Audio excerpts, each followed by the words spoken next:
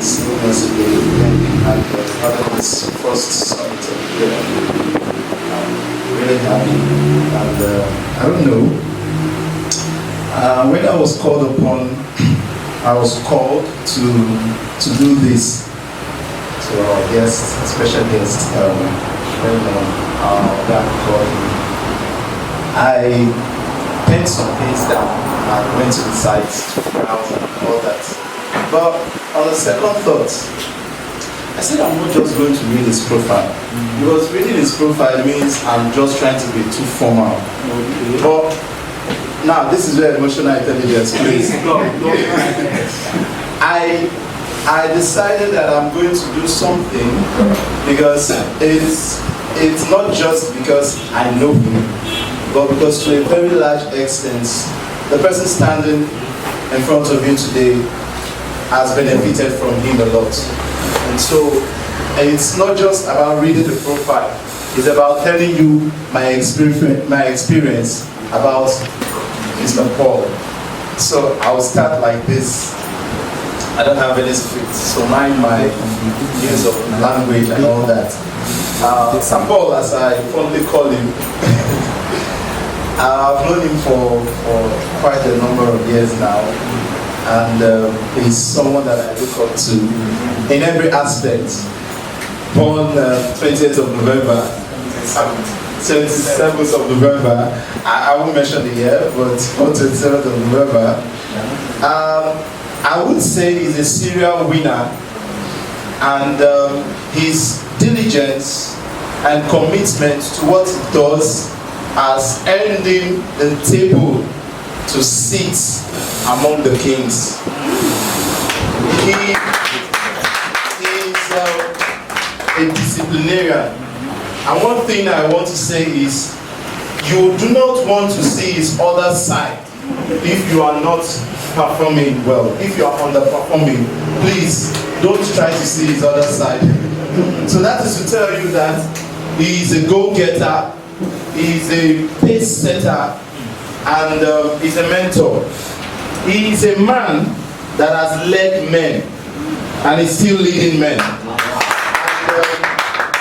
like I said, his diligence and his hard work, and also the impact of God's contribution in his life has made him to stand amongst men with gold.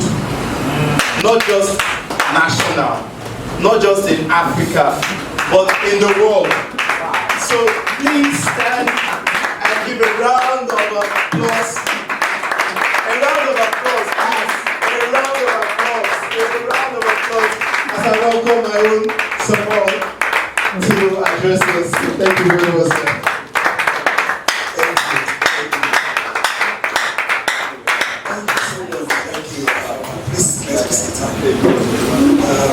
There's nothing special about anybody and anything, believe me. You see, what makes the difference is first God, and then secondly your ability. There are two things. God first, the other one is your ability.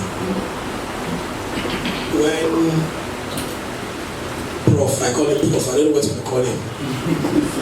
When Prof told me about this seminar, I asked myself, what do I bring to the table? And I just said, you know what? I'll tell these people my story. But in the course of telling you my story, I will give you tips. I'll give you those tips, and then I'll tell you how they have worked for me. I don't believe in background affecting people. I don't believe if they see your background, if it is possible for your background to affect you, then I should be one of those whose background would have been affected. Because I came from a very, very, very, very poor background.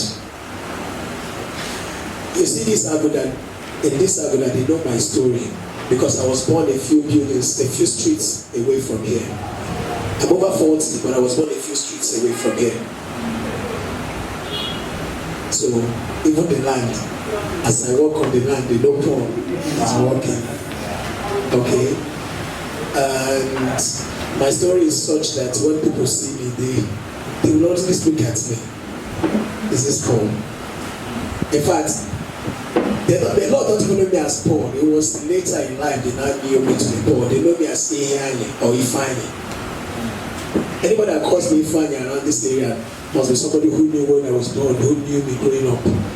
Paul started when things don't change. Okay? But there's something I need to say to us that is very, very important. Many times you attend seminars, you listen to people, and after the seminar you go back and you remain the same, you don't act. I don't think that is encouraging. You know, we're lucky these days to hear people talk to us, tell us what's true, what they did. I was not fortunate. I advised myself. You know, there's this popular saying, you go advise yourself. I advised myself. My younger brother is not here. I've been looking at, I thought he would have been here. I wanted him to go to my mom's house to go and bring a frame that I bought when I was either 20 or 21. On that frame has determination today leads to success tomorrow. One small frame, and I put my picture there. As that when I bought that frame, the second name of the family was poverty. Charles is not here. I would have asked Charles to tell you my story. Who else came with Charles the day he prayed and my house was flooded? Who else came with him? Okay, it was Chinedu. Forget. I just, like I said, I know why I sat down. I want us to discuss. I want to share that story. I want you to know where I'm coming from.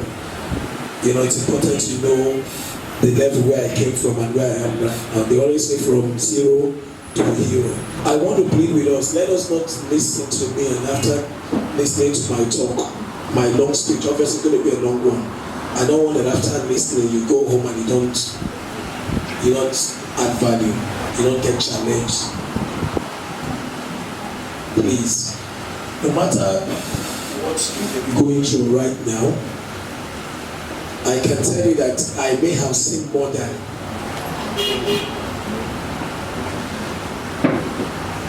when growing up at about 14, 15, living with my parents, there was a time when it was so bad that we couldn't do 2 square meals a day.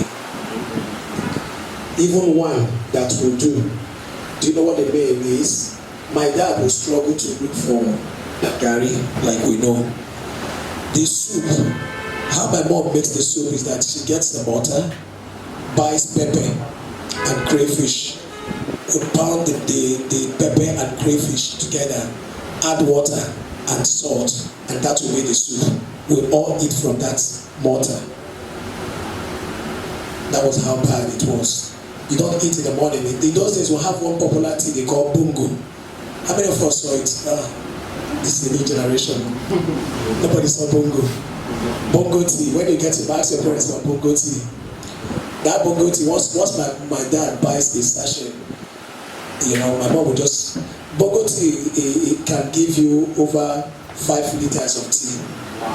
So that's tell you how, you know, it just change the color of the water. That's all. But the idea is you are drinking tea. I am telling us the truth. So what they do then is in the morning they just prepare bongo tea for us, we'll drink.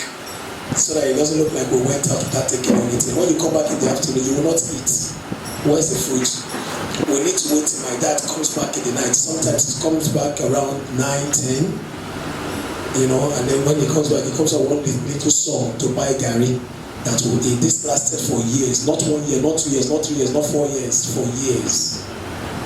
It was that bad. But these days we're lucky. You say there's poverty, yet some of us eat 3 times. And yet you say there's poverty. Poverty no dey again. Okay? But you see, in that condition, as bad as it was, as terrible as it was so bad that if somebody comes to you and say, please, can you define poverty? You don't need to give a definition. Just ask them to go to so address. It was that bad. The moment you see us, you know that these people are poor. This person is hungry. That's the kind of picture. But you know something, as bad as it was, I was always telling myself that I will make a difference. That's why I say these days you have somebody telling you.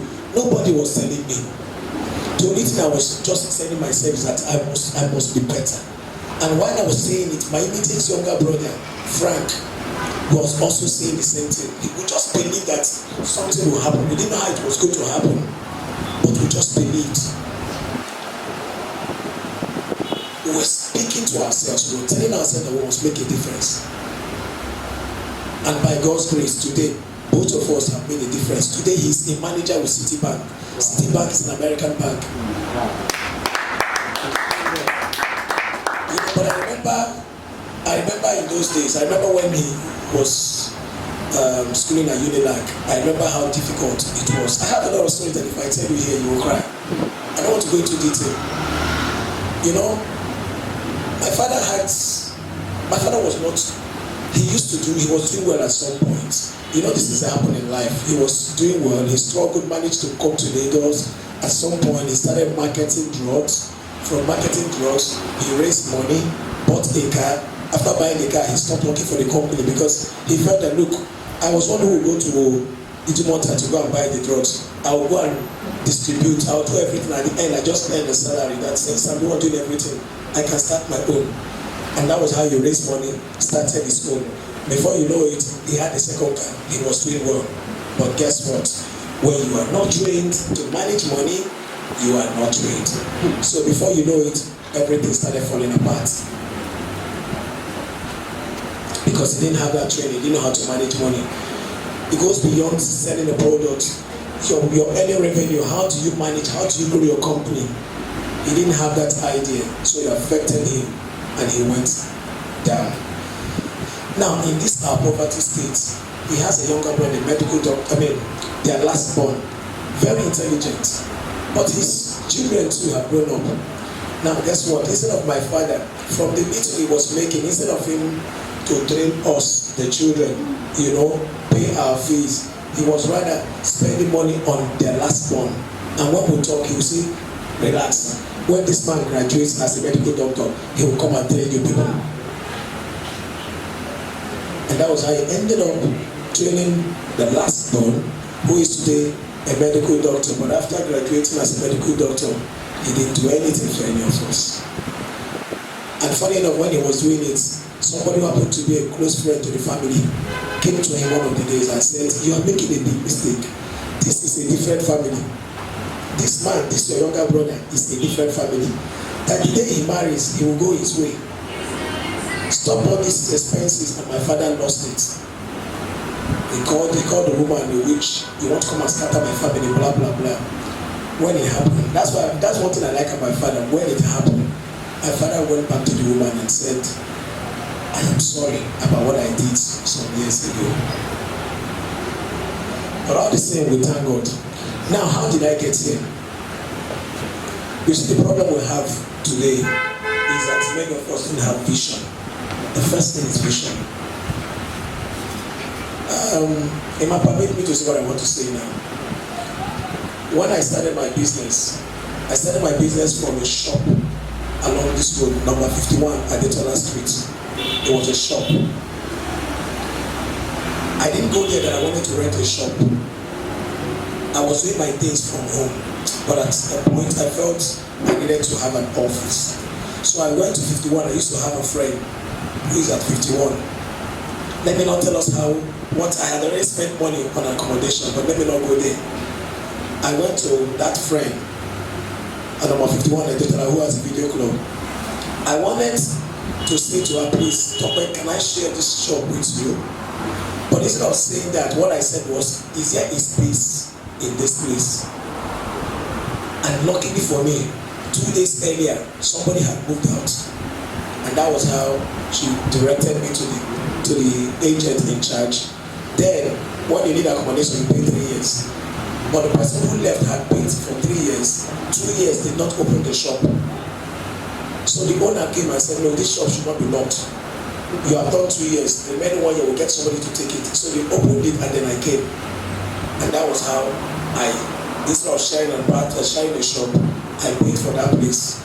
Now guess what? 2 months after paying, there was no money to start it because I wasn't prepared.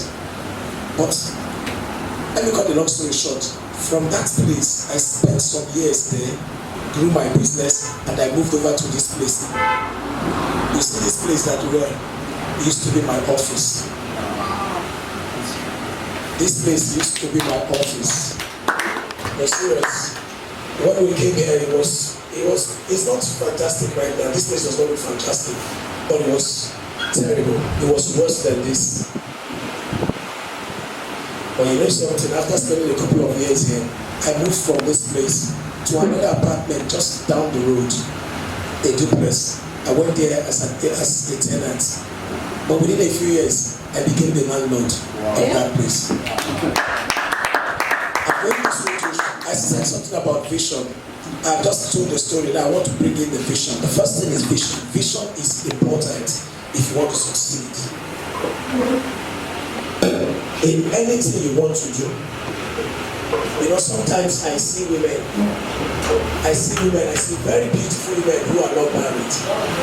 And I just shake my head because there are some who, for you to be beautiful and intelligent, there is something that should be your portion. But unfortunately, a lot of these beautiful women, intelligent, don't have vision for marriage. In everything you want to do, there must be a vision. Many marry because they just look at, okay, I'm now 24, I'm now 26, so I need to get married. And then they begin to hustle for marriage. That's the reason many times you see a young person, young lady, somebody who got married as early as 26, 25, and you find out that 10 years after marriage, you don't see a difference. Instead, that person has grown from bad to worse. It was because there was no vision before she got into the marriage. The same thing with the men. Men marry because they just feel that I have reached that age of marriage. It's time to get married. You go get married. Once you get married, believe me, you may not do well. Why? Because there was vision. You see people start business and then they do that business for 2 years, 3 years. That business does not succeed. They move to the next one. Do you know why? No vision. If you must succeed in anything, you must have vision. It's important. Vision is number one. Even if you say you want to go to school, if you say you want to go to school and you don't have a vision, you will go to that school, you will come out with good grades, but your education will be useless. Why do you want to go to school? You should ask yourself that question. Even if you didn't ask yourself the question before getting into school, by the time you're done with the 100, before you're through with 100 level, you should have a vision of what you intend to achieve. Do you know why it's important? It's foundation. That's the foundation. It is not, when you build a house, you see this house. The reason this house is standing is because it has a good foundation. That is where you do all the work. The foundation is where you put in all the power, all the whatever ideas you have, you put them in the foundation, because that is what will carry that house. That is what will carry that project. Whatever project you want to go into, it is the foundation. And what's that foundation? The vision. You must have a vision. If you come from a poor home and you don't have a vision, you will never be rich. If your parents are rich and then you don't have a vision to continue that this wealth that God has given to this family of mine, that this world must continue. If you don't have that vision, when it gets to your stage, that world will disappear. I don't know if I'm communicating. The major problem most of us have is that we don't have vision. I want to pray with us in this moment. Have a vision of what this is 2020. How many of us heard about Vision 2020? Vision 2020 started raining in the year 2000, and it looked as if it will not happen. But here we are now. But you know something? He talked about prophecy. You see, many people will make it this year. As bad as the situation looks, Many are going to make it because there's something about 2020. The people who were saying Vision 2020 were not prophets, but they were also prophets. They just knew that something will happen in 2020 and they were saying it. So that's Vision 2020 vision. That time has come. It is meant for you to key into it. Am I communicating? Yes. Now the next point is still on that vision. Keep the big vision in sight. You see, you have an idea, you have a picture of what you want to do. Make sure it is big. It has to be big. Don't be limited by your situation. Let me tell you about this. I talked about vision. Okay, now before I leave vision, let me tell us why vision is important. You see, while we were going through that stage in life, I talked about the poverty stage. As bad as it was, we couldn't do 2 square meal. But at some point, I heard the story about a man. How many of us know Ato in Zeribe?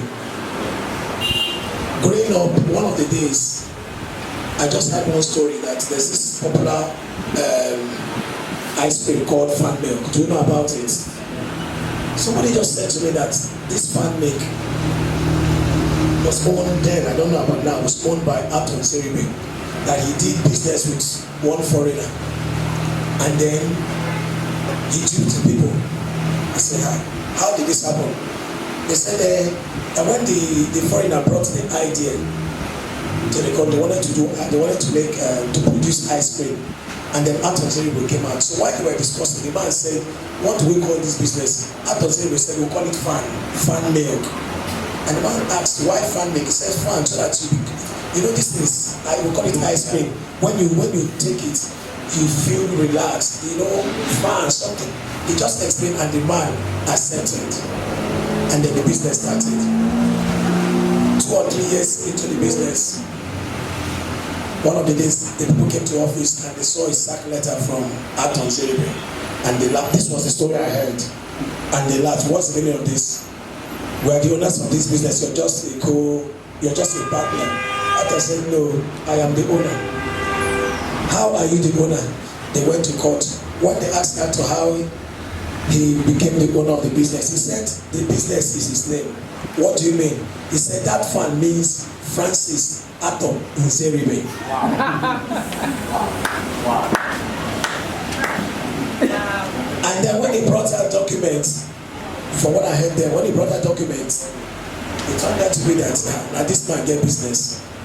So that was how, you know, he owned the business. But that was not what challenged me. What challenged me is that when that thing was happening, they said Ato was 30-something years old and that he doesn't work anymore. That he has an apartment at Hilton Hotel, Abuja. There's one king suite that nobody goes there. They told me how rich, how wealthy this man was, and this thing challenged me. Then I was just about 19. And you know what? After listening to that story, I was telling people that by the time I'm 40, I don't go work again, I'll be too rich. And all the people I told were laughing at me. You can imagine, I said something that our meeting name there was poverty. But when I tell them, anybody I tell would just say that, would just laugh at me. I was only saying it to my younger brother. My younger brother, he has no choice now, but he always agree with me. That I would tell people that, look, I don't know if I said this during our German ministry, the German meeting, those years, that by 40 I will not work again. Did I ever say? I was always repeating it. You know what? I celebrated 40 a few years back. 40, I'm older than 40 now, and I'm still working. But guess what? On the 40th, that day I was celebrating my 40th birthday. I remember that and I said, and I didn't regret, because at 40, I had about 2 houses. I had fleet of cars. By God's grace, I was doing good. I had properties. And even though I was still working, I found out that I was comfortable at 40. That thing I was always saying right from 19 had finally come to pass. Am I communicating? What was that thing? A vision. I had that vision that I was going to be big. it is for everybody who knows me then, my close friends, they were not surprised when it started happening because I will always tell them that I will be too rich. And many will say to me, you want to go into 419? Because at some point 419 started raining. I said, it's not 419, no, but I'll be too rich. I have not achieved that dream, okay? Are we listening? I have not achieved that dream. But I can say that by God's grace, I am very, very comfortable right now. Looking at where I'm coming from. So it is also possible with anybody. The thing is, you must have a vision that you must pursue. Have a vision of what you want to be. Now that vision is what I talked about, that vision becomes the big vision inside. Have it inside. Always think about it. Always think about it no matter what. Always think about it. Don't forget it. Something I started talking about from 19 till date, I'm still talking about it. The new one is, I told my wife after my 40th birthday that by the time I'm 50, I will not work again. I will have too many investments. And what I'll be doing will be to just provide them. Mark this thing. That 50, I'll celebrate it. You'll hear about it. I'll have too many investments. I will not die. Nothing will happen. That's the vision. Do you understand? You know, you can also have the same vision. You can have it. It's impossible. I wish my younger brother can come here. Let me show you that frame. You'll see how small I was in that frame. You see how small and hungry I was in that frame. It is possible. I believe with us. I'm somebody who doesn't believe in. I hate poverty, and I don't want anybody to be poor. I hate it because there's one popular song that says "Owusagi Owusaram," and I don't want it for even my enemy. Please, but this is not what you don't wait till you are old. It is when you're young. I started struggling. I started pushing these things from. I did my first film at the age of 23. Yes, that film took me about 2 years. My father didn't support me because he said to me, "Why will you get into this thing? This is for the rich. So we can't even fit. We can't do 2 square million. You're going to get into this." But I didn't let him discourage me. I continued. So please always keep the big picture inside, no matter what.